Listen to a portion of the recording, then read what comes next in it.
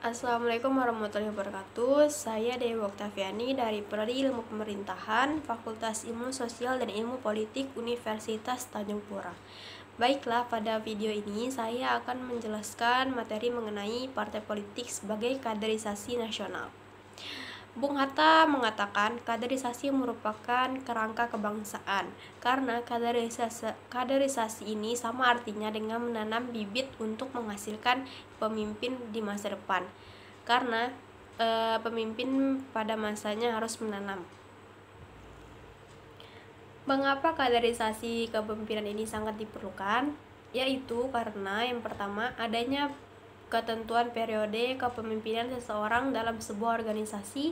Yang kedua, adanya penolakan dari anggota kelompok yang menghendaki pergantian pemimpin, baik itu secara wajar maupun tidak wajar. Dan yang ketiga, proses alamiah, yaitu usia yang menjadi tua dan kehilangan kemampuan memimpin karena sudah memasuki usia pensiun. Yang keempat itu kematian, dan yang kelima dapat membentuk organisasi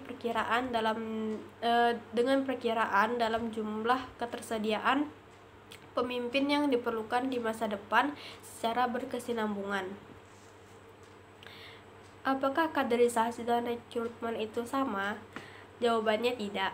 Karena kaderisasi kepemimpinan adalah proses mempersiapkan seseorang menjadi pemimpin pengganti di masa depan yang akan memikul tanggung jawab yang penting dan besar dalam lingkungan suatu organisasi.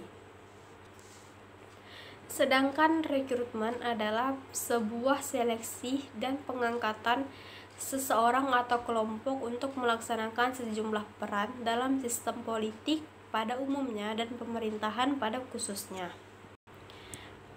Selanjutnya itu ada proses kaderisasi. Proses kaderisasi ini dibagi menjadi dua proses, yaitu ada proses informal dan juga proses formal. Proses formal dapat dilakukan dengan melihat kehidupan sehari-hari manusia yang ada di lingkungan masyarakat. Dan proses formal yaitu melalui cara yang sudah direncanakan, yang bersifat sistematis, terarah, dan berkelembagaan, yang sesuai dengan peraturan dan hukum yang berlaku dalam organisasi tersebut. Kaderisasi kepemimpinan ini juga merupakan sebuah proses untuk menciptakan pemimpin baru yang memiliki tanggung jawab besar di dalam sebuah organisasi untuk mengatur dan mempengaruhi orang lain agar orang tersebut memiliki visi, misi, tujuan yang sama dalam melakukan organisasi. Peningkatan kualitas kepemimpinan ini, cara meningkat ada beberapa cara, yaitu yang pertama berpikir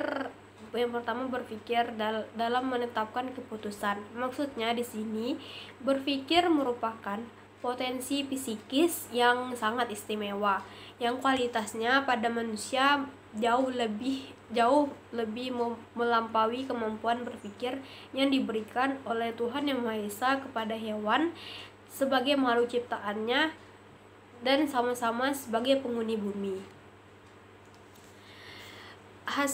Yang kedua yaitu mengkomunikasikan hasil pemikiran. Hasil pemikiran seseorang yang cemerlang tidak ada artinya jika tidak dinyatakan dan tidak dikomunikasikan, karena sebagai seorang pemimpin, hasil pemikiran yang sudah ada itu harus diungkapkan ke publik agar dapat menggerakkan sebuah organisasi. Yang ketiga yaitu meningkatkan partisipasi dalam pemecahan suatu masalah. Maksudnya di sini kemampuan membina kerjasama dalam kerjasama berarti mampu mendorong dan memanfaatkan partisipasi anggota organisasi secara efektif dan efisien. Dengan adanya kerjasama dalam partisipasi dalam suatu organisasi, maka pemecahan suatu masalah yang ada dalam organisasi tersebut dapat dipecahkan. Yang terakhir yaitu menggali dan meningkatkan kreativitas.